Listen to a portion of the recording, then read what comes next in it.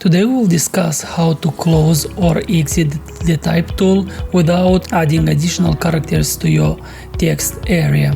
So many times when we type something and then we want to use the shortcut and move to other tools, to the pen tool, so what's gonna happen is we're gonna add additional character right here, which is very annoying. What we have to do is just have our text selected, and we can click Command Enter, which submits choice, or what we can also do is click Escape, and then it will also exit. So now if you have your text selected right here, if you click Command Enter or Control Enter, which is submitting your choice. This shortcut works for many type of input fields and so on.